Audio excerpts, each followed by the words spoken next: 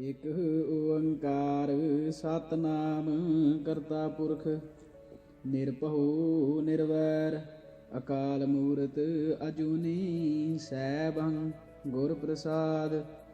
ਵਾਹਿਗੁਰੂ ਜੀ ਕਾ ਖਾਲਸਾ ਵਾਹਿਗੁਰੂ ਜੀ ਕੀ ਫਤਿਹ। ਸਰਦਾਰ ਅਜਮੇਰ ਸਿੰਘ ਜੀ ਦੀ ਰਚਨਾ 20ਵੀਂ ਸਦੀ ਦੀ ਸਿੱਖ ਰਾਜਨੀਤੀ ਭਾਗ 43ਵਾਂ।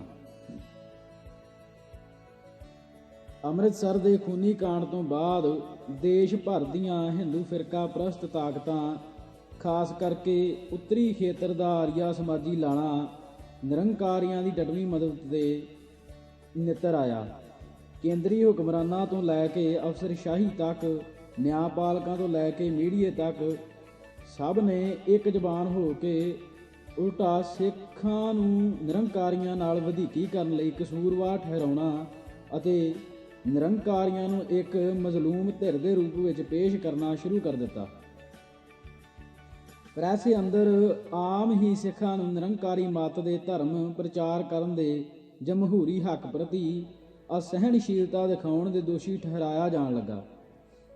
ਕਿਸੇ ਨੇ ਵੀ ਇਹ ਨਾ ਸੋਚਿਆ ਕਿ ਸਿੱਖ ਨਿਰੰਕਾਰੀਆਂ ਪ੍ਰਤੀ ਹੀ ਕਿਉਂ ਅਸਹਿਣਸ਼ੀਲ ਹੋ ਰਹੇ ਹਨ ਜਾਂ ਸਨ, ਕਿਸੇ ਹੋਰ ਧਾਰਮਿਕ ਵਰਦ ਹਿੰਦੂ, ਮੁਸਲਿਮ, ਈਸਾਈ ਪ੍ਰਤੀ ਕਿਉਂ ਨਹੀਂ। ਮਸਲਾ ਧਰਮ ਪ੍ਰਚਾਰ ਦਾ ਉੱਕਾ ਹੀ ਨਹੀਂ ਸੀ, ਮਸਲਾ ਨਿਰੰਕਾਰੀਆਂ ਦੁਆਰਾ ਸ੍ਰੀ ਗੁਰੂ ਗ੍ਰੰਥ ਸਾਹਿਬ ਜੀ ਨਿਰਾਦਰ ਕਰਨ, ਸਿੱਖਾਂ ਦੀਆਂ ਪੂਜਨੀਤਿਕ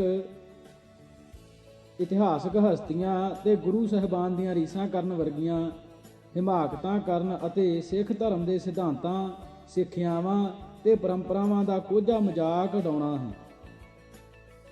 ਹਿੰਦੂਆਂ ਨੇ ਇਸ ਗੱਲ ਨੂੰ ਸਮਝਣ ਦਾ ਉੱਕਾ ਹੀ ਕੋਈ ਯਤਨ ਨਾ ਕੀਤਾ। ਉਹਨਾਂ ਇਸ ਦੀ ਕੋਈ ਲੋੜ ਹੀ ਨਹੀਂ ਸਮਝੀ। ਜਦ ਬਹੁ ਗਿਣਤੀ ਵਰਗ ਘੱਟ ਗਿਣਤੀ ਭਾਈਚਾਰੇ ਦੇ ਦੁੱਖ ਦਰਦ ਅਤੇ ਸ਼ਿਕਾਇਤਾਂ ਨੂੰ ਹਮਦਰਦੀ ਤੇ ਇਮਾਨਦਾਰੀ ਨਾਲ ਸੁਣਨ ਤੇ ਸਮਝਣ ਦੀ ਲੋੜ ਤੋਂ ਹੀ ਇਨਕਾਰੀ ਹੋ ਜਾਵੇ ਤਾਂ ਘੱਟ ਗਿਣਤੀ ਭਾਈਚਾਰੇ ਅੰਦਰ ਰੋਸ ਤੇ ਬੇਗਾਨਗੀ ਦੀ ਭਾਵਨਾ ਪੈਦਾ ਹੋਣੀ ਸੁਭਾਵਿਕ ਹੈ। ਸਮੇਂ ਤੇ ਹਾਲਾਤ ਅਨੁਸਾਰ ਇਹ ਭਾਵਨਾ ਆਪਣੇ ਪ੍ਰਗਟਾਏ ਜਾਂ ਪ੍ਰਗਟਾਵੇ ਦੇ ਰਾਹ ਲੱਭ ਲੈਂਦੀ ਹੈ। ਅੰਮ੍ਰਿਤਸਰ ਦੇ ਖੂਨੀ ਸਾਕੇ ਤੋਂ ਬਾਅਦ ਸੰਤ ਜਰਨੈਲ ਸਿੰਘ ਭਿੰਡਰਾਂਵਾਲੇ ਦੇ ਚਮਤਕਾਰੀ ਗਤੀ ਨਾਲ ਸਿੱਖ ਰਾਜਸੀ ਦ੍ਰਿਸ਼ ਉੱਤੇ ਛਾ ਜਾਣ ਦਾ ਰਾਜਨੀਤਿਕ ਉਥਲ ਪੁਥਲ ਦੇ ਇਸ ਵਿਆਕਰਨ ਨਿਯਮ ਅੰਦਰ ਛੁਪਿਆ ਹੋਇਆ ਹੈ। ਭਿੰਡਰਾਂਵਾਲੇ ਵਰਤਾਰੇ ਨੂੰ ਇੰਦਰਾ ਗਾਂਧੀ ਤੇ ਕਾਂਗਰਸ ਦੀ ਮਾਰਫਤ ਗਿਆਨੀ ਜੈਲ ਸਿੰਘ ਰਚਨਾ ਤਸੱਵਰ ਕਰਨ ਵਾਲੀ ਸੋਚ ਅਤੇ ਧਾਰਨਾ ਬਾਰੇ ਅੱਗੇ ਜਾ ਕੇ ਚਰਚਾ ਕੀਤੀ ਜਾਵੇਗੀ। ਕੇਂਦਰੀ ਹੁਕਮਰਾਨਾਂ, ਖਾਸ ਕਰਕੇ ਪ੍ਰਧਾਨ ਮੰਤਰੀ ਮੁਰਾਰਜੀ ਦੇਸਾਈ, ਗ੍ਰਹਿ ਮੰਤਰੀ ਚੌਧਰੀ ਚਰਨ ਸਿੰਘ, ਵਿਦੇਸ਼ ਮੰਤਰੀ ਅਟਲ ਬਿਹਾਰੀ ਵਾਜਪਾਈ ਅਤੇ ਦਿੱਲੀ ਪ੍ਰਸ਼ਾਸਨ ਨੇ ਸਿੰਘਾਂ ਦੇ ਕਾਤਲਾਂ ਦਾ ਖੁੱਲ੍ਹਮ ਖੁੱਲ੍ਹਾ ਪੱਖ ਪੂਰਨਾ ਜਾਰੀ ਰੱਖਿਆ। ਪੰਜਾਬ ਪੁਲਿਸ ਦੀਆਂ ਬਾਬਾ ਗੁਰਬਚਨ ਸਿੰਘ ਤੇ ਉਸ ਦੇ ਸਾਥੀਆਂ ਨੂੰ ਗ੍ਰਿਫਤਾਰ ਕਰਨ ਦੀਆਂ ਕੋਸ਼ਿਸ਼ਾਂ ਨਾਕਾਮ ਕਰ ਦਿੱਤੀਆਂ ਗਈਆਂ। ਕੇਂਦਰ ਸਰਕਾਰ ਦੀ ਸਹਾਇਤਾ ਨਾਲ ਬਾਬੇ ਨੇ ਸੁਪਰੀਮ ਕੋਰਟ 'ਚੋਂ ਪੇਸ਼ਗੀ ਜ਼ਮਾਨਤ ਲੈ ਲਈ ਅਤੇ ਮੁਕੱਦਮੇ ਦੀ ਸੁਣਵਾਈ ਅੰਮ੍ਰਿਤਸਰ ਤੋਂ ਕਰਨਾਲ ਵਿਖੇ ਤਬਦੀਲ ਕਰ ਲਿੱਤੀ ਗਈ। 4 ਜਨਵਰੀ 1980 ਨੂੰ ਕਰਨਾਲ ਦੇ ਸੈਸ਼ਨ ਜੱਜ R.S. ਗੁਪਤਾ ਨੇ ਬਾਬਾ ਗੁਰਬਚਨ ਸਿੰਘ ਸਮੇਤ ਸਾਰੇ ਦੇ ਸਾਰੇ 62 ਨਿਰੰਕਾਰੀ ਦੋਸ਼ੀਆਂ ਨੂੰ ਸਾਫ਼ ਬਰੀ ਕਰ ਦਿੱਤਾ। ਉਲਟਾ ਸੈਸ਼ਨ ਜੱਜ ਨੇ ਪੰਜਾਬ ਸਰਕਾਰ ਤੇ ਪੁਲਿਸ ਦੀ ਬੇਕਸੂਰ ਵਿਅਕਤੀਆਂ ਖਿਲਾਫ ਝੂਠਾ ਪਰਚਾ ਦਾਇਰ ਕਰਨ ਬਦਲੇ ਤਿੱਖੀ ਆਲੋਚਨਾ ਕੀਤੀ। ਹਿੰਦੂ ਹਾਕਮਾਂ ਦੀ ਰਾਜਨੀਤਿਕ ਸਰਪ੍ਰਸਤੀ, ਕਾਨੂੰਨੀ ਓਟ ਤੇ ਨੈਤਿਕ ਹੱਲਾਸ਼ੇਰੀ ਦੀ ਬਦੌਲਤ ਬਾਬਾ ਗੁਰਬਚਨ ਸਿੰਘ ਨੂੰ ਇੰਨਾ ਵੱਡਾ ਉਪੱਦਰ ਕਰਨ ਦੇ ਬਾਵਜੂਦ ਇੱਕ ਦਿਨ ਦੀ ਵੀ ਜੇਲ੍ਹ ਨਾ ਜਾਂ ਥਾਣੇ ਦੀ ਹਵਾ ਨਹੀਂ ਖਾਣੀ ਪਈ। ਹੁਕਮਰਾਨ ਧਿਰ ਵੱਲੋਂ ਸਿੰਘਾਂ ਦੇ ਕਾਤਲਾਂ ਦੀ ਪੈਰ ਪੈਰ ਤੇ ਕੀਤੀ ਜਾ ਰਹੀ ਨੰਗੀ ਮਦਦ ਸਿੱਖ ਕੌਮ ਅੰਦਰ ਰੋਸ ਤੇ ਗੁੱਸੇ ਦੀਆਂ ਭਾਵਨਾਵਾਂ ਨੂੰ ਬਲ ਮੁਹੱਈਆ ਕਰਦੀ ਗਈ। ਸਿੱਖ ਜਗਤ ਦੇ ਅੰਦਰ 2 ਮੰਗਾਂ ਉੱਤੇ ਸਰਬ ਸਾਂਝੀ ਰਾਏ ਉੱਭਰ ਆਈ। ਇੱਕ ਇਹ ਕਿ ਨਿਰੰਕਾਰੀਆਂ ਦੇ ਖੁੱਲ੍ਹੇ ਸਮਾਗਮਾਂ ਉੱਤੇ ਫੌਰਨ ਪਾਬੰਦੀਆਂ ਆਇਦ ਕੀਤੀਆਂ ਜਾਣ। ਦੂਜਾ ਇਹ ਕਿ ਸਿੱਖਾਂ ਦੀਆਂ ਭਾਵਨਾਵਾਂ ਨੂੰ ਠੇਸ ਪਹੁੰਚਾਉਣ ਦੀਆਂ ਨਿਰੰਕਾਰੀ ਪੁਸਤਕਾਂ, ਖਾਸ ਕਰਕੇ ਅਵਤਾਰ ਬਾਣੀ ਜ਼ਬਤ ਕਰ ਲਈ ਜਾਵੇ ਤੇ ਇਸ ਦੇ ਪ੍ਰਕਾਸ਼ਨ ਉੱਤੇ ਰੋਕ ਲਾ ਦਿੱਤੀ ਜਾਵੇ। ਇਸੇ ਦੌਰਾਨ ਨਿਰੰਕਾਰੀ ਸਮੱਸਿਆ ਨਾਲ ਨਜਿੱਠਣ ਦੇ ਸਵਾਲ ਨੂੰ ਲੈ ਕੇ ਅਕਾਲੀ ਲੀਡਰਸ਼ਿਪ ਵਿਚਕਾਰ ਤਰੇੜਾਂ ਉੱਭਰ ਆਈਆਂ। ਅਕਾਲੀ ਲੀਡਰਸ਼ਿਪ ਅੰਦਰਲਾ ਹਕੂਮਤੀ ਧੜਾ, ਜਿਸ ਦਾ ਸਰਗਣਾ ਪ੍ਰਕਾਸ਼ ਸਿੰਘ ਬਾਦਲ ਸੀ, ਨਿਰੰਕਾਰੀਆਂ ਨਾਲ ਟਕਰਾਓ ਨੂੰ ਜਿੰਨਾ ਹੋ ਸਕੇ ਮੱਠਾ ਪਾਉਣ ਦੇ ਯਤਨ ਵਿੱਚ ਸੀ। ਦੋ ਕਾਰਨਾਂ ਕਰਕੇ।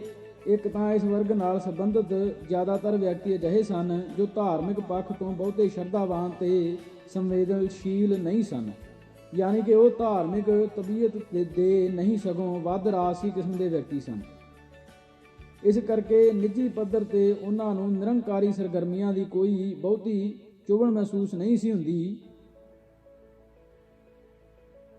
ਦੂਜਾ, ਰਾਜਸੀ ਸੱਤਾ ਦੀ ਭੁੱਖ ਤੋਂ ਇਹ ਵਰਗ ਹਿੰਦੂ ਤਾਕਤਾਂ ਦੀ ਇਸ ਕਦਰ ਝੋਲੀ ਡਿੱਗ ਚੁੱਕਾ ਹੋਇਆ ਸੀ ਕਿ ਉਹ ਉਹਨਾਂ ਦੀ ਨਾਰਾਜ਼ਗੀ ਸਹੇੜਨ ਦਾ ਜੋਖਮ ਨਹੀਂ ਸੀ ਉਠਾਉਣਾ ਚਾਹੁੰਦਾ। ਬਲਵੰਤ ਸਿੰਘ ਖਜ਼ਾਨਾ ਮੰਤਰੀ, ਸੁਰਜੀਤ ਸਿੰਘ ਬਰਨਾਲਾ ਕੇਂਦਰੀ ਮੰਤਰੀ, ਰਵੀ ਇੰਦਰ ਸਿੰਘ, ਸੁਖਦੇਵ ਸਿੰਘ ਢੀਂਡਸਾ, ਬਲਵਿੰਦਰ ਸਿੰਘ ਭੂੰਦੜ ਆਦਿ ਇਸ ਧੜੇ ਦੀਆਂ ਉੱਭਰਵੀਆਂ ਹਸਤੀਆਂ ਸਨ। ਦੂਜੇ ਪਾਸੇ ਅਕਾਲੀ ਦਲ ਅੰਦਰਲਾ ਗੈਰ ਹਕੂਮਤੀ ਵਰਗ ਨਿਰੰਕਾਰੀ ਮਸਲੇ ਨਾਲ ਰਤਾ ਕੁ ਵੱਧ ਕਰਾਰੇ ਹੱਥੀਂ ਨਿਪਟਣ ਦੇ ਰਾਹ ਦੀ ਵਕਾਲਤ ਕਰਦਾ ਸੀ। ਇਸ ਵਰਗ ਅੰਦਰਲੇ ਵੱਖ-ਵੱਖ ਕਿਸਮ ਦੇ ਤੱਤਾਂ ਤੇ ਰੁਝਾਨਾਂ ਦੀ ਸਰਪ੍ਰਸਤੀ ਜਥੇਦਾਰ ਗੁਰਬਚਨ ਸਿੰਘ ਨਾ ਗੁਰਜਰਨ ਸਿੰਘ ਟੌੜਾ, ਪ੍ਰਧਾਨ ਸ਼੍ਰੋਮਣੀ ਗੁਰਦੁਆਰਾ ਪ੍ਰਬੰਧਕ ਕਮੇਟੀ ਕਰ ਰਹੇ ਸਨ।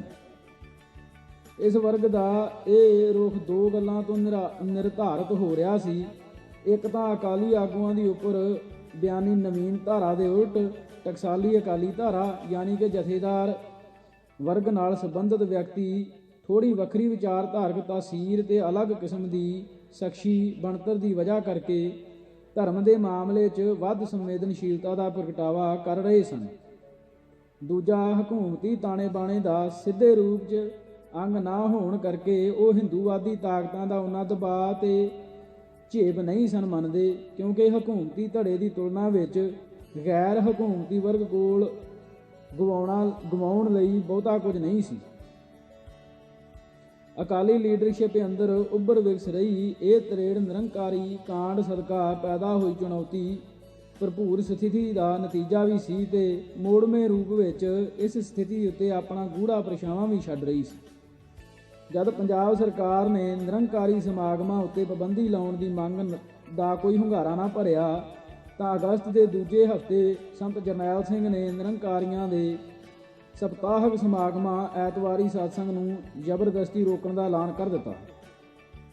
20 ਅਗਸਤ ਨੂੰ ਪੰਜਾਬ ਅੰਦਰ ਬਹੁਤ ਸਾਰੇ ਥਾਵਾਂ ਤੇ ਨਿਰੰਕਾਰੀ ਸਮਾਗਮ ਕਰਨ ਦੇ ਯਤਨ ਸਿੱਖ ਸੰਗਤਾਂ ਨੇ ਨਾਕਾਮ ਕਰਕੇ ਰੱਖ ਦਿੱਤੇ। ਇਸ ਉੱਤੇ ਭਾਰਤ ਭਰ ਦੀਆਂ ਹਿੰਦੂ ਤਾਕਤਾਂ ਅਤੇ ਹਿੰਦੂ ਪ੍ਰੈਸ ਨੇ ਸਿੱਖਾਂ ਵਿਰੁੱਧ ਫਿਰਕੂ ਜਹਾਦ ਛੇੜ ਦਿੱਤਾ। ਸਿੱਖ ਸੰਗਤਾਂ ਦੀ ਇਸ ਕਾਰਵਾਈ ਨੂੰ ਨਿਰੰਕਾਰੀਆਂ ਦੇ ਧਰਮ ਪ੍ਰਚਾਰ ਕਰਨ ਦੇ ਹੱਕ ਉੱਤੇ ਹਮਲਾ ਬਣਾ ਕੇ ਪੇਸ਼ ਕੀਤਾ ਗਿਆ। ਇਸ ਨਾਲ ਪ੍ਰਕਾਸ਼ ਸਿੰਘ ਬਾਦਲ ਆਪਣੇ ਵਿਚਾਰਧਾਰਕ ਝੁਕਾਅ ਤੇ ਵਿਅਕਤੀਗਤ ਸੁਭਾਅ ਦੀ ਬਦੌਲਤ ਹਿੰਦੂ ਤਾਕਤਾਂ ਦੇ ਇੰਨਾ ਅਸਰ ਦੇ ਤੇ ਦਬਾਅ ਹੇਠ ਆ ਗਏ ਕਿ ਉਹਨਾਂ ਬਤੌਰ ਮੁੱਖ ਮੰਤਰੀ 25 ਅਗਸਤ ਨੂੰ ਇੱਕ ਬਿਆਨ ਜਾਰੀ ਕਰਕੇ 27 ਅਗਸਤ ਨੂੰ ਹੋਣ ਵਾਲੇ ਐਤਵਾਰੀ ਨਿਰੰਕਾਰੀ ਸਤਸੰਗਾਂ ਨੂੰ ਰੋਕਣ ਦੇ ਕਿਸੇ ਵੀ ਯਤਨ ਨੂੰ ਸਖਤੀ ਨਾਲ ਕੁਚਲ ਦੇਣ ਦੀ ਧਮਕੀ ਗਜਾ ਦਿੱਤੀ। ਬਿਆਨ ਵਿੱਚ ਉਹਨਾਂ ਇਹ ਸਪਸ਼ਟ ਕਿਹਾ ਕਿ ਅਸੀਂ ਅੰਮ੍ਰਿਤਸਰ ਦੇ ਅਧਿਕਾਰੀਆਂ ਨੂੰ ਸਪਸ਼ਟ ਹਦਾਇਤਾਂ ਭੇਜ ਦਿੱਤੀਆਂ ਹਨ ਕਿ ਸਰਕਾਰ ਦਾ ਵਕਾਰ ਕਾਇਮ ਰੱਖਿਆ ਜਾਵੇ, ਭਾਵੇਂ ਕਿਤਨੀ ਸਖਤ ਕਾਰਵਾਈ ਕਰਨੀ ਪਵੇ, ਵੱਡੇ ਤੋਂ ਵੱਡੇ ਲੀਡਰ ਨੂੰ ਵੀ ਗ੍ਰਿਫਤਾਰ ਕਰਨਾ ਪਵੇ ਤਾਂ ਕਰ ਲਿਆ ਜਾਵੇ। ਇੱਥੇ ਬਾਦਲ ਦਾ ਸਪਸ਼ਟ ਇਸ਼ਾਰਾ ਸੰਤ ਜਰਨੈਲ ਸਿੰਘ ਵੱਲ ਸੀ। ਇਸ ਹਾਲਤ ਦੇ ਮੱਦੇ-ਨਜ਼ਰ ਪੰਜਾਬ ਪੁਲਿਸ ਦੇ ਤਤਕਾਲੀ ਮੁਖੀ ਭਗਵਾਨ ਸਿੰਘ ਦਾਨੇਵਾਲੀਆ ਨੂੰ ਫੌਰਨ ਛੁੱਟੀ ਤੋਂ ਵਾਪਸ ਸੱਦ ਲਿਆ ਗਿਆ। 27 ਅਗਸਤ ਨੂੰ ਸਰਕਾਰੀ ਸੁਰੱਖਿਆ ਹੇਠ ਬਹੁਤ ਸਾਰੇ ਸ਼ਹਿਰਾਂ ਅੰਦਰ ਨਿਰੰਕਾਰੀ ਸਮਾਗਮ ਹੋਏ। ਅੰਮ੍ਰਿਤਸਰ ਵਿੱਚ ਜਨਸੰਘੀ MLA ਹਰਬੰਸ ਲਾਲ ਖੰਨਾ ਨੇ ਉਚੇਚੇ ਯਤਨ ਕਰਕੇ ਨਿਰੰਕਾਰੀ ਭਵਨ ਰਾਣੀ ਕਾ ਬਾਗ ਅੰਦਰ ਸਤਸੰਗ ਕਰਵਾਇਆ, ਜੋ ਕਿ ਸਿੱਖਾਂ ਨੂੰ ਇੱਕ ਹਿਸਾਬ ਨਾਲ ਖੁੱਲ੍ਹਮ ਖੁੱਲੀ ਚੁਣੌਤੀ ਸੀ।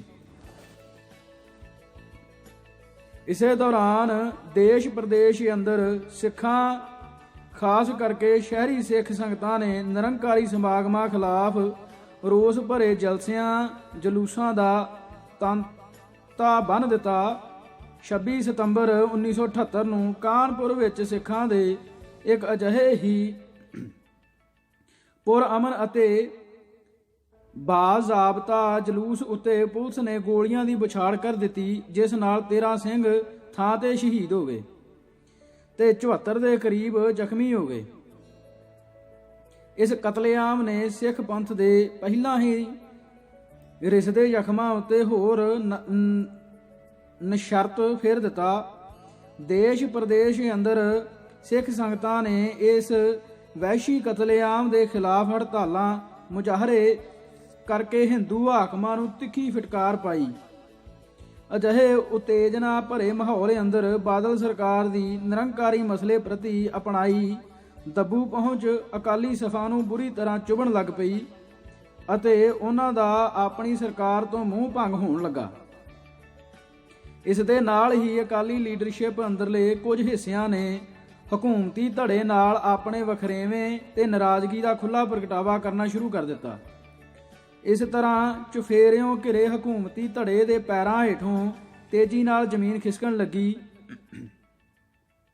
ਜਦ ਸਿੱਖ ਜਗਤ ਦੀਆਂ ਭਾਵਨਾਵਾਂ ਨੂੰ ਇੱਕ ਹੱਦ ਤੋਂ ਵੱਧ ਅਣਗੌਲਿਆਂ ਕਰ ਸਕਣਾ ਨਾਮੁਮਕਿਨ ਹੋ ਗਿਆ, ਤਾਂ ਹਕੂਮਤੀ ਧੜੇ ਨੇ ਆਪਣੇ ਰਾਜਸੀ ਚਰਿੱਤਰ ਮੁਤਾਬਕ ਇਹਨਾਂ ਭਾਵਨਾਵਾਂ ਉੱਤੇ ਠੰਡਾ ਛਿੜਕਣ ਦੇ ਇਰਾਦੇ ਨਾਲ ਨਿਰੰਕਾਰੀਆਂ ਖਿਲਾਫ ਕਾਰਵਾਈ ਕਰਨ ਦੀ ਮੁਦਰਾ ਧਾਰਨ ਕੀਤੀ। 28 ਸਤੰਬਰ ਨੂੰ ਪੰਜਾਬ ਸਰਕਾਰ ਨੇ ਇੱਕ ਫੈਸਲੇ ਰਾਹੀਂ ਬਾਬਾ ਗੁਰਬਚਨ ਸਿੰਘ ਦੇ ਪੰਜਾਬ ਅੰਦਰ ਦਾਖਲ ਹੋਣ ਉੱਤੇ 6 ਮਹੀਨਿਆਂ ਲਈ ਪਾਬੰਦੀ ਲਾ ਦਿੱਤੀ, ਜਿਸ ਨੂੰ ਬਾਬੇ ਨੇ ਅਦਾਲਤ ਵਿੱਚ ਦਰਖਾਸਤ ਦੇ ਕੇ ਫੌਰਨ ਰੱਦ ਕਰਵਾ ਦਿੱਤਾ। ਬਾਦਲ ਨੇ ਅਵਤਾਰ ਬਾਣੀ ਉੱਤੇ ਪਾਬੰਦੀ ਲਾਉਣ ਦੀ ਮੰਗ ਨੂੰ ਕੇਂਦਰ ਸਰਕਾਰ ਵੱਲੋਂ ਤਿਲਕਾ ਕੇ ਬੜੀ ਸਫਾਈ ਨਾਲ ਇਸ ਉੱਤੋਂ ਆਪਣੇ ਹੱਥ ਝਾੜ ਲਏ। ਬਾਦਲ ਸਰਕਾਰ ਵੱਲੋਂ ਨਿਰੰਕਾਰੀ ਬਾਬੇ ਉੱਤੇ ਪੰਜਾਬ ਅੰਦਰ ਦਾਖਲ ਹੋਣ ਤੋਂ ਰੋਕ ਲਾਉਣ ਦੇ ਫੈਸਲੇ ਨਾਲ ਪ੍ਰਧਾਨ ਮੰਤਰੀ ਮੁਰਾਰਜੀ ਦੇਸਾਈ ਦਾ ਪਾਰਾ ਗਰਮ ਹੋ ਗਿਆ ਅਤੇ ਉਸਨੇ ਬਾਦਲ ਨੂੰ ਫੌਰਨ ਦਿੱਲੀ ਤਲਬ ਕਰ ਲਿਆ। ਅਜਿਹੇ ਤਪੇ ਹੋਏ ਮਾਹੌਲ ਅੰਦਰ 28-29 ਅਕਤੂਬਰ ਨੂੰ ਲੁਧਿਆਣਾ ਵਿਖੇ ਸ਼੍ਰੋਮਣੀ ਅਕਾਲੀ ਦਲ ਦੀ 18ਵੀਂ ਸਰਬ ਹਿੰਦ ਕਾਨਫਰੰਸ ਹੋਈ। ਪਿਛਲੇ ਕਾਂਡ ਅੰਦਰ ਇਸ ਕਾਨਫਰੰਸ ਬਾਰੇ ਚਰਚਾ ਕਰਦਿਆਂ ਹੋਇਆਂ ਅਕਾਲੀ ਲੀਡਰਸ਼ਿਪ ਵੱਲੋਂ ਹਿੰਦੂ ਤਾਕਤਾਂ ਦੇ ਪ੍ਰਭਾਵ ਤੇ ਦਬਾਅ ਹੇਠ ਆ ਕੇ ਅਨੰਦਪੁਰ ਸਾਹਿਬ ਦੇ ਮਤੇ ਦੇ ਮੂਲ ਤੱਤ ਅਤੇ ਭਾਵਨਾਵਾਂ ਨੂੰ ਪੇਤਲਾ ਪਾਉਣ ਦੀਆਂ ਰਾਜਸੀ ਮਸ਼ਕਾਂ ਦਾ ਭਰ ਵਿਸਥਾਰ ਵਰਣਨ ਹੋ ਚੁੱਕਾ ਹੈ।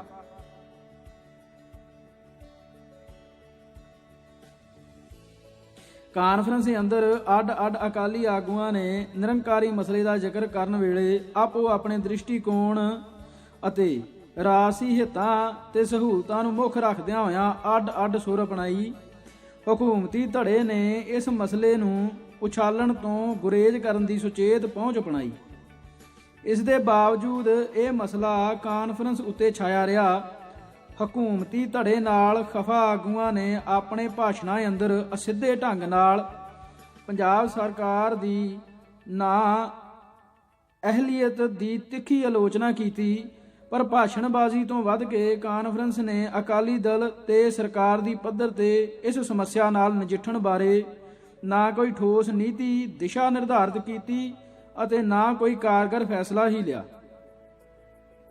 29 ਅਕਤੂਬਰ ਨੂੰ ਬਾਅਦ ਦੁਪਹਿਰ ਸੰਤ ਜਰਨੈਲ ਸਿੰਘ ਭਿੰਡਰਾਂਵਾਲੇ ਨੇ ਇਸ ਕਾਨਫਰੰਸ ਨੂੰ ਸੰਬੋਧਨ ਕਰਨ ਦਾ ਮੌਕਾ ਪ੍ਰਬੰਧਕਾਂ ਕੋਲੋਂ ਇੱਕ ਹਿਸਾਬ ਨਾਲ ਜਬਰੀ ਹਥਿਆ ਲਿਆ। ਉਸ ਵੇਲੇ ਅਕਾਲੀ ਲੀਡਰਸ਼ਿਪ ਸੰਤ ਜਰਨੈਲ ਸਿੰਘ ਨੂੰ ਉੱਕਾ ਹੀ ਕੋਈ ਵਕਤ ਤੇ ਅਹਿਮੀਅਤ ਨਹੀਂ ਸੀ ਦਿੰਦੀ। ਪ੍ਰਬੰਧਕ ਸੰਤ ਜਰਨੈਲ ਸਿੰਘ ਨੂੰ ਬੋਲਣ ਦਾ ਮੌਕਾ ਦੇਣ ਦੇ ਰੌਂਹ ਵਿੱਚ ਨਹੀਂ ਸਨ, ਪਰ ਪੰਡਾਲ ਅੰਦਰ ਬੈਠੇ ਸੰਤਾਂ ਦੇ ਕੁਝ ਕੁ ਦਰਜਨ ਸਮਰਥਕਾਂ ਨੇ ਜਦ ਜ਼ੋਰਦਾਰ ਨਾਅਰੇਬਾਜ਼ੀ ਕਰਨੀ ਜਾਰੀ ਰੱਖੀ ਤਾਂ ਪ੍ਰਬੰਧਕਾਂ ਲਈ ਸੰਤ ਜਰਨੈਲ ਸਿੰਘ ਨੂੰ ਬੋਲਣ ਦਾ ਸਮਾਂ ਦੇਣ ਤੋਂ ਬਿਨਾਂ ਹੋਰ ਕੋਈ ਚਾਰਾ ਨਾ ਰਿਹਾ। ਸੰਤਾਂ ਨੇ ਆਪਣੇ ਸੰਖੇਪ ਭਾਸ਼ਣ ਵਿੱਚ ਅਕਾਲੀ ਆਗੂਆਂ ਅੰਦਰ ਧਾਰਮਿਕ ਸ਼ਰਧਾ ਅਤੇ ਤਿੱਖੀ ਜਜ਼ਬੇ ਦੇ ਭਾਵ ਅਤੇ ਕੁਰਸੀ ਮੋਹ ਅਧੀਨ ਪੰਥਕ ਹਿੱਤਾਂ ਨੂੰ ਤਿਲਾਂਜਲੀ ਦੇਣ ਦੀ ਕੁਰੂਚੀ ਦੀ ਖਰਵੀਂ ਆਲੋਚਨਾ ਕੀਤੀ, ਜਿਸ ਤੇ ਜਥੇਦਾਰ ਜਗਦੇਵ ਸਿੰਘ ਤਲਵੰਡੀ ਨੇ ਤੁਰੰਤ ਭੜਕਾਹਟ ਭਰੇ ਅਤੇ ਕੁਰਖਤ ਲਹਿਜੇ ਵਿੱਚ ਮੋੜਵਾਂ ਉੱਤਰ ਦਿੰਦਿਆਂ ਹੋਇਆਂ ਸੰਤ ਜਰਨੈਲ ਸਿੰਘ ਪ੍ਰਤੀ ਆਪਣੀ ਔਖ ਤੇ ਨਫ਼ਰਤ ਦਾ ਖੁੱਲ੍ਹਾ ਪ੍ਰਗਟਾਵਾ ਕੀਤਾ। ਸੰਤ ਜਰਨੈਲ ਸਿੰਘ ਦੁਆਰਾ ਅਕਾਲੀ ਰਾਜਨੀਤੀ ਦੇ ਠਹਿਰੇ ਤੇ ਗੰਦਲੇ ਹੋਏ ਪਾਣੀਆਂ ਵਿੱਚ ਅੰਦਰ ਵਗਾਹਵੀਂ ਇੱਟ ਮਾਰਨ ਦਾ ਇਹ ਪਹਿਲਾ ਮੌਕਾ ਸੀ। ਇਸ ਨਾਲ ਅਕਾਲੀ ਰਾਜਨੀਤੀ ਦੇ ਪਾਣੀਆਂ ਅੰਦਰ ਪੈਦਾ ਹੋਈ ਹਲਚਲ ਭਵਿੱਖ ਅੰਦਰ ਅਕਾਲੀ ਰਾਜਨੀਤੀ ਅੰਦਰ ਵੱਡੀ ਉਥਲ ਪੁਥਲ ਦਾ ਪੂਰਵ ਸੰਦੇਸ਼ਾ ਹੋ ਨਿਬੜੇਗੀ। ਇਸ ਗੱਲ ਦਾ ਉਦੋਂ ਕਿਸੇ ਨੂੰ ਚੇਤਾ ਵੀ ਨਹੀਂ ਸੀ।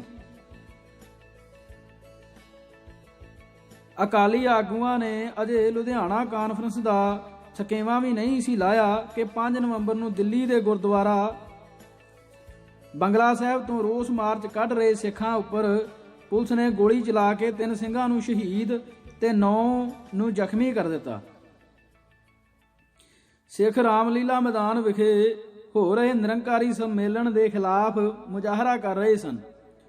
7 ਮਹੀਨਿਆਂ ਅੰਦਰ ਹੀ ਅੰਮ੍ਰਿਤਸਰ ਤੇ ਕਾਨਪੁਰ ਤੋਂ ਬਾਅਦ ਦਿੱਲੀ ਵਿਖੇ ਵਾਪਰੇ ਇਸ ਤੀਜੇ ਵੱਡੇ ਖੂਨੀ ਕਾਂਡ ਨੇ ਸਿੱਖ ਜਨਤਾ ਅੰਦਰ ਭਾਰੀ ਰੋਹ ਪੈਦਾ ਕਰ ਦਿੱਤਾ, ਜਿਸ ਨਾਲ ਅਕਾਲੀ ਲੀਡਰਸ਼ਿਪ ਦੇ ਹਕੂਮਤੀ ਧੜੇ ਲਈ ਹੋਰ ਵੱਧ ਮੁਸ਼ਕਲਾਂ ਤੇ ਪਰੇਸ਼ਾਨੀਆਂ ਖੜੀਆਂ ਹੋ ਗਈਆਂ। ਕੇਂਦਰੀ ਹਕੂਮਤ ਵਿੱਚ ਭਾਈਵਾਲ ਅਕਾਲੀ ਮੰਤਰੀਆਂ ਉੱਤੇ ਫੌਰਨ ਅਸਤੀਫੇ ਦੇਣ ਦਾ ਦਬਾਅ ਵੱਧ ਗਿਆ। ਸਿੱਟੇ ਵਜੋਂ ਨਵੰਬਰ ਵਿੱਚ ਦੋਨੋਂ ਅਕਾਲੀ ਮੰਤਰੀਆਂ ਸੁਰਜੀਤ ਸਿੰਘ ਬਰਨਾਲਾ ਅਤੇ ਧੰਨਾ ਸਿੰਘ ਗੁਲਸ਼ਨ ਨੇ ਅਣਮਨੇ ਚਿੱਤ ਨਾਲ ਆਪਣੇ ਅਸਤੀਫੇ ਪ੍ਰਧਾਨ ਮੰਤਰੀ ਨੂੰ ਸੌਂਪ ਦਿੱਤੇ। ਪਰ ਕੁਝ ਹੀ ਦਿਨਾਂ ਬਾਅਦ ਕੇਂਦਰੀ ਹਾਕਮਾਂ ਦੇ ਜ਼ੁਬਾਨੀ ਕਲਾਮੀ ਵਾਅਦਿਆਂ ਤੇ ਲਾਰਿਆਂ ਤੇ ਦਿੱਜ ਕੇ ਅਸਤੀਫੇ ਵਾਪਸ ਲੈ ਲਏ ਗਏ। ਇਹ ਗੱਲ ਪਹਿਲਾਂ ਹੀ ਪੱਕੀ ਸੀ ਕਿ ਅਕਾਲੀ ਦਲ ਦੀ ਕੋਈ ਵੀ ਮੰਗ ਮੰਨੀ ਨਹੀਂ ਜਾਵੇਗੀ। ਅਸਲ ਵਿੱਚ ਸੱਤਾ ਵਿੱਚ ਆਏ ਨਵੇਂ ਹਾਕਮਾਂ ਦਾ ਸਿੱਖ ਕੌਮ ਦੀਆਂ ਮੰਗਾਂ ਤੇ ਮਸਲਿਆਂ ਪ੍ਰਤੀ ਵਤੀਰਾ ਪਹਿਲੇ ਕਾਂਗਰਸੀ ਹਾਕਮਾਂ ਤੋਂ ਕਿਸੇ ਵੀ ਲਿਹਾਜ਼ ਨਾਲ ਵੱਖਰਾ ਨਹੀਂ ਸੀ। 4 ਗੱਲਾਂ ਚੋਂ ਇਸ ਦੀ ਪ੍ਰਤੱਖ ਪੁਸ਼ਟੀ ਹੋ ਗਈ ਸੀ। ਇੱਕ, ਨਿਰੰਕਾਰੀ ਮਸਲੇ ਤੇ ਜਨਤਾ ਗੱਠਜੋੜ ਸਰਕਾਰ ਦੀਆਂ ਮੋਹਰੀ ਹਸਤੀਆਂ ਦੇਸਾਈ, ਚਰਨ ਸਿੰਘ ਤੇ ਵਾਜਪਾਈ ਆਦਿ ਦੀ ਨੰਗੀ ਚਿੱਟੀ ਸਿੱਖ ਵਿਰੋਧੀ ਫਿਰਕੂ ਪਹੁੰਚ ਕਿਸੇ ਕੋਲੋਂ ਵੀ ਗੁੱਝੀ ਨਹੀਂ ਸੀ।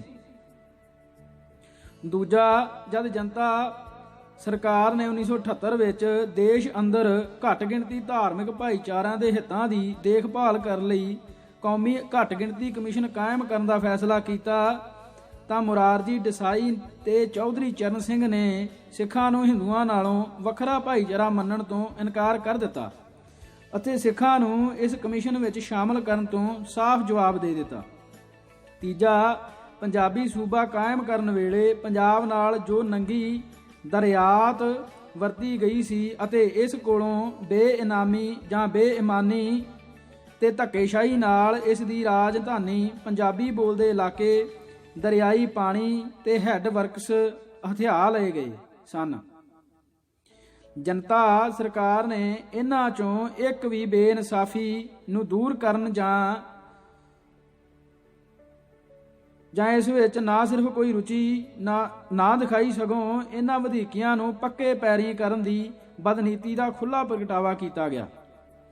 ਪੰਜਾਬੀ ਸੂਬੇ ਦੀ ਸਥਾਪਨਾ ਵੇਲੇ ਕੇਂਦਰ ਦੀ ਕਾਂਗਰਸ ਸਰਕਾਰ ਨੇ ਪੰਜਾਬ ਦੇ ਦਰਿਆਈ ਪਾਣੀਆਂ ਤੇ ਹਾਈਡਲ ਪ੍ਰੋਜੈਕਟਾਂ ਦੇ ਕੰਟਰੋਲ ਨੂੰ ਝਗੜੇ ਵਾਲਾ ਮਸਲਾ ਕਰਾਰ ਦਿੰਦਿਆਂ ਹੋਇਆਂ ਪੰਜਾਬ ਪੁਨਰਗਠਨ ਐਕਟ 1966 ਦੀ ਧਾਰਾ 78 ਅਧੀਨ ਇਹ ਕਹਿ ਕੇ ਆਪਣੇ ਕਬਜ਼ੇ ਹੇਠ ਰੱਖ ਲਿਆ ਸੀ ਕਿ ਝਗੜੇ ਨਾਲ ਸੰਬੰਧਿਤ ਧਿਰਾਂ ਪੰਜਾਬ, ਹਰਿਆਣਾ, ਰਾਜਸਥਾਨ ਨਾਲ ਸਲਾਹ ਮਸ਼ਵਰਾ ਕਰਕੇ ਇਸ ਦਾ ਨਿਆਂਈ ਹੱਲ ਲੱਭ ਲਿਆ ਜਾਵੇਗਾ। ਦਰਿਆਈ ਪਾਣੀਆਂ ਬਾਰੇ ਕੌਮਾਂਤਰੀ ਕਾਨੂੰਨਾਂ ਤੇ ਮਰਿਆਦਾ ਦੇ ਮੁਤਾਬਕ ਇਹਨਾਂ ਦਰਿਆਈ ਪਾਣੀਆਂ ਦੇ ਹੈੱਡ ਵਰਕਸਾਂ ਉੱਤੇ ਨਿਰੋਲ ਪੰਜਾਬ ਦਾ ਹੀ ਹੱਕ ਬਣਦਾ ਹੈ।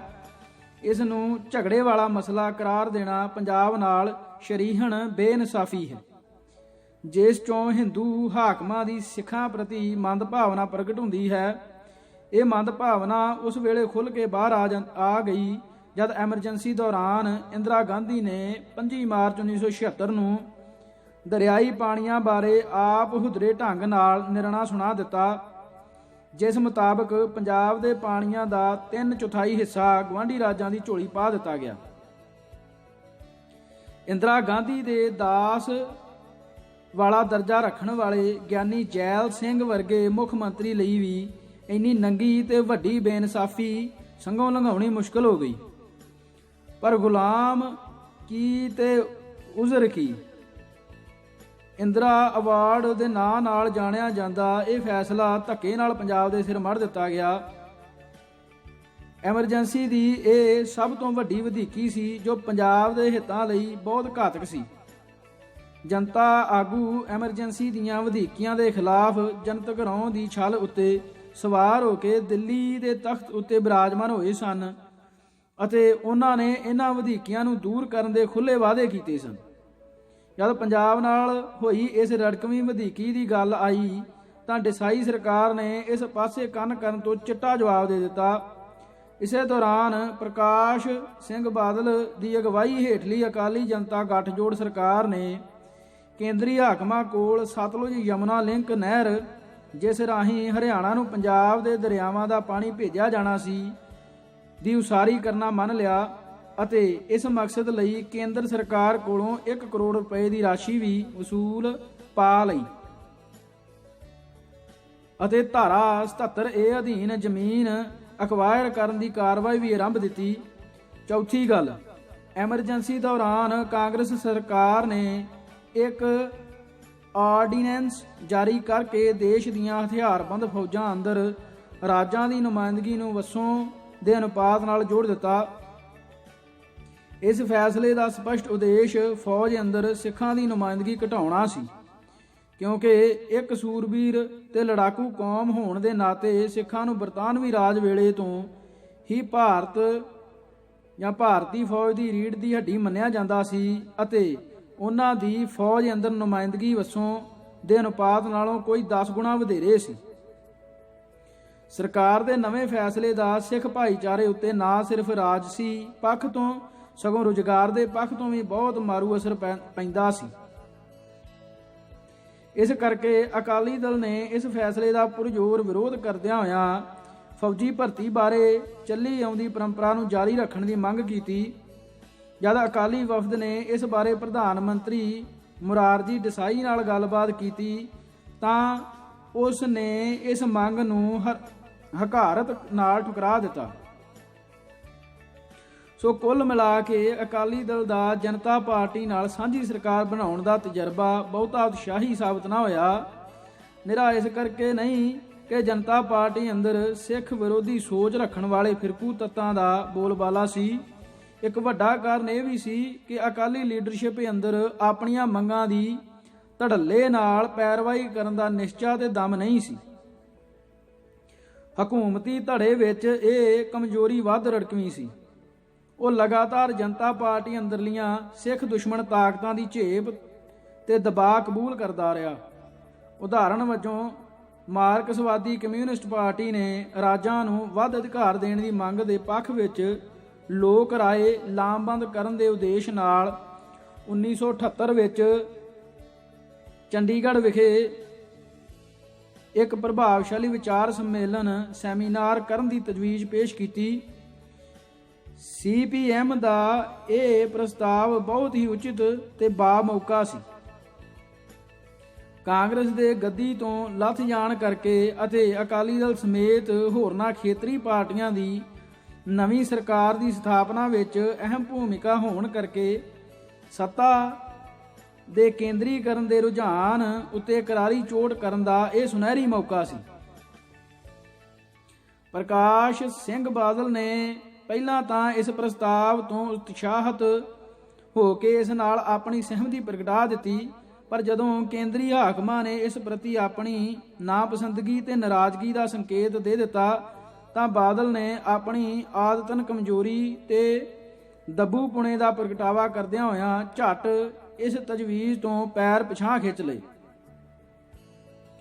ਜਨਤਾ ਗੱਠਜੋੜ ਸਰਕਾਰ ਦੇ 28 ਮਹੀਨਿਆਂ ਦੌਰਾਨ ਅਕਾਲੀ ਆਗੂਆਂ ਨੇ ਦੇਸ਼ ਅੰਦਰ ਫੈਡਰਲ ਢਾਂਚਾ ਸਥਾਪਿਤ ਕਰਨ ਦੀ ਆਪਣੀ ਕੁੱਲ ਨਾਲੋਂ ਅਹਿਮ ਤੇ ਬੁਨਿਆਦੀ ਮੰਗ ਉੱਤੇ ਇੱਕ ਵਾਰ ਵੀ ਜ਼ੋਰ ਨਹੀਂ ਦਿੱਤਾ।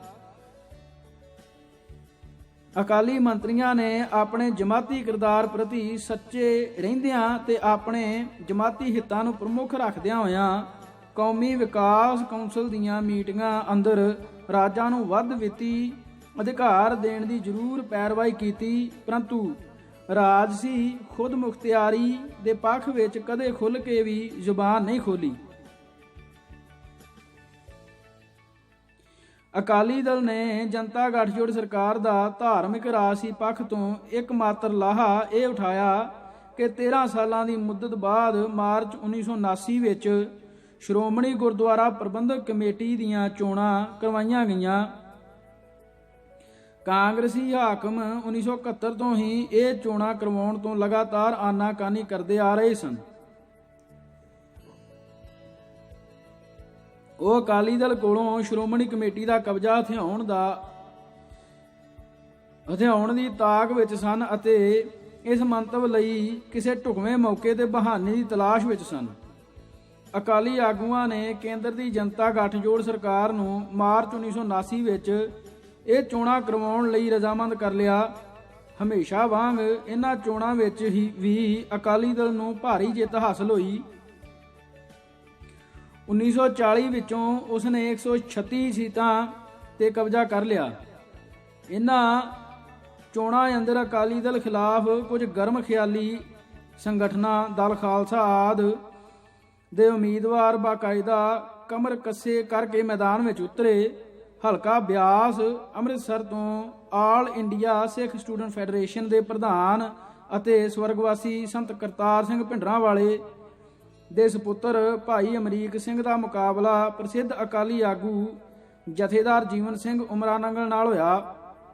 ਬੇਸ਼ੱਕ ਜਥੇਦਾਰ ਉਮਰਾ ਨੰਗਲ ਨੇ ਚੋਣ ਲੜਨ ਲਈ ਮੰਤਰੀ ਦੇ ਅਹੁਦੇ ਤੋਂ ਅਸਤੀਫਾ ਦੇ ਦਿੱਤਾ ਸੀ, ਪਰ ਮੁੱਖ ਮੰਤਰੀ ਪ੍ਰਕਾਸ਼ ਸਿੰਘ ਬਾਦਲ ਸਮੇਤ ਹੋਰ ਸੀਨੀਅਰ ਅਕਾਲੀ ਮੰਤਰੀਆਂ ਨੇ ਜਥੇਦਾਰ ਉਮਰਾ ਨੰਗਲ ਦੇ ਪੱਖ ਵਿੱਚ ਸਰਗਰਮੀ ਨਾਲ ਪ੍ਰਚਾਰ ਕੀਤਾ। ਇਸ ਤੋਂ ਇਲਾਵਾ ਨਿਰੰਕਾਰੀਆਂ ਤੇ ਰਾਧਾ ਸੁਆਮੀਆਂ ਡੇਰਾ ਬਿਆਸ ਤੇ ਨਾਲ ਲਗਵੇਂ ਖੇਤਰ ਵਿੱਚ ਰਾਧਾ ਸੁਆਮੀਆਂ ਦੀ ਕਾਫੀ ਵੋਟਾਂ ਸਨ ਨੇ ਜਥੇਦਾਰ ਉਮਰਾ ਨੰਗਲ ਦੀ ਡਟਵੀਂ ਮਦਦ ਕੀਤੀ। ਇੱਕ ਨਿਰੰਕਾਰੀ ਅਖਬਾਰ ਨੇ ਇਹਨਾਂ ਨਤੀਜਿਆਂ ਉੱਤੇ ਆਪਣੀ ਖੁਸ਼ੀ ਦਾ ਇਸ ਤਰ੍ਹਾਂ ਪ੍ਰਗਟਾਵਾ ਕੀਤਾ। ਸ਼੍ਰੋਮਣੀ ਕਮੇਟੀ ਦੇ ਚੁਣਾਵ ਹੋ ਗਏ ਹਨ। ਅਕਾਲੀ 140 ਸੀਟਾਂ ਚੋਂ 132 ਸੀਟਾਂ ਜਿੱਤ ਗਏ ਹਨ। ਉਮਰਾ ਨੰਗਲ ਨੂੰ ਕੋਈ 3000 ਵੋਟਾਂ ਨਾਲ ਜਿੱਤ ਮਿਲੀ। ਜਿਤਨੇ ਨਿਰੰਕਾਰੀ ਸਿੱਖ ਸਨ ਉਹਨਾਂ ਉਮਰਾ ਨੰਗਲ ਦਾ ਸਾਥ ਦਿੱਤਾ। ਨਤੀਜਾ ਇਹ ਨਿਕਲਿਆ ਕਿ ਭਾਈ ਅਮਰੀਕ ਸਿੰਘ ਕਰੀਬ 3000 ਵੋਟਾਂ ਦੇ ਫਰਕ ਨਾਲ ਹਾਰ ਗਏ। ਅਕਾਲੀ ਆਗੂਆਂ ਵੱਲੋਂ ਭਾਈ ਅਮਰੀਕ ਸਿੰਘ ਨੂੰ ਹਰਾਉਣ ਲਈ ਵਰਤੇ ਹਰਬਿਆਂ ਖਾਸ ਕਰਕੇ ਰਾਧਾ ਸੁਆਮੀਆਂ ਤੇ ਨਿਰੰਕਾਰੀਆਂ ਦੀ ਖੁੱਲ੍ਹੀ ਹਮਾਇਤ ਹਾਸਲ ਕਰਨ ਦੀ ਅਣਪੰਥਕ ਹਰਕਤ ਨੇ ਸੰਤ ਜਰਨੈਲ ਸਿੰਘ ਦੇ ਮਨ ਅੰਦਰ ਅਕਾਲੀ ਆਗੂਆਂ ਖਿਲਾਫ ਹੋਰ ਵੱਧ ਰੰਜਿਸ਼ ਭਰ ਦਿੱਤੀ। ਅਕਾਲੀ ਆਗੂਆਂ ਦੇ ਅਣਥੱਕ ਕਿਰਦਾਰ ਬਾਰੇ ਉਹਨਾਂ ਦੀ ਧਾਰਨਾ ਹੋਰ ਪੱਕੀ ਹੋ ਗਈ। ਇਸ ਚੋਣ ਵਿੱਚ ਭਾਈ ਅਮਰੀਕ ਸਿੰਘ ਤੋਂ ਬਿਨਾਂ ਬਾਕੀ ਦੇ ਸਾਰੇ ਗਰਮਖਿਆਲੀ ਉਮੀਦਵਾਰ ਵੋਟਾਂ ਦੇ ਵੱਡੇ ਫਰਕ ਨਾਲ ਹਾਰ ਗਏ। ਇਹਨਾਂ ਨਤੀਜਿਆਂ ਤੋਂ ਇਹ ਰਾਜਸੀ ਨਿਰਣਾ ਕੱਢਣਾ ਮੁਸ਼ਕਲ ਨਹੀਂ ਸੀ ਕਿ ਸਿੱਖ ਪੰਥ ਦਾ ਵੱਡਾ ਹਿੱਸਾ ਅਜੇ ਅਕਾਲੀ ਦਲ ਦੇ ਮੁਕਾਬਲੇ ਹੋਰ ਕਿਸੇ ਸਿੱਖ ਰਾਜਸੀ ਪਲੇਟਫਾਰਮ ਨੂੰ ਅਪਣਾਉਣ ਲਈ ਤਿਆਰ ਨਹੀਂ ਸੀ। ਸਿਰਲੇਖ ਅਕਾਲੀ ਦਲ ਦਾ ਸਤਾਰਾ ਫਿਰ ਗਰਦਸ਼ ਵੱਲ। ਇਸੇ ਦੌਰਾਨ ਬਰਾਬਰ ਉੱਧੜ ਤੁਰੇ ਦੋ ਰਾਜਸੀ ਘਟਨਾ ਚੱਕਰਾਂ ਨੇ ਅਕਾਲੀ ਰਾਜਨੀਤੀ ਨੂੰ ਵਿਪਤਾਵਾਂ ਦੇ ਮੂੰਹ ਵੱਲ ਧੱਕ ਦਿੱਤਾ। 1979 ਦੇ ਅੱਧ ਵਿੱਚ ਜਾ ਕੇ ਕੇਂਦਰ ਦੀ ਜਨਤਾ ਗੱਠਜੋੜ ਸਰਕਾਰ ਆਪਣੇ ਅੰਦਰੂਨੀ ਵਿਰੋਧਾਂ ਤੇ ਕਲੇਸ਼ਾਂ ਦੇ ਵੱਧ ਜਾਣ ਕਰਕੇ ਡੁਬਕੀਆਂ ਲੈਣ ਲੱਗ ਪਈ। ਇਸ ਭਾਗ ਲਈ ਇਹਨਾਂ ਵਾਹਿਗੁਰੂ ਜੀ ਕਾ ਖਾਲਸਾ ਵਾਹਿਗੁਰੂ ਜੀ ਕੀ ਫਤਿਹ।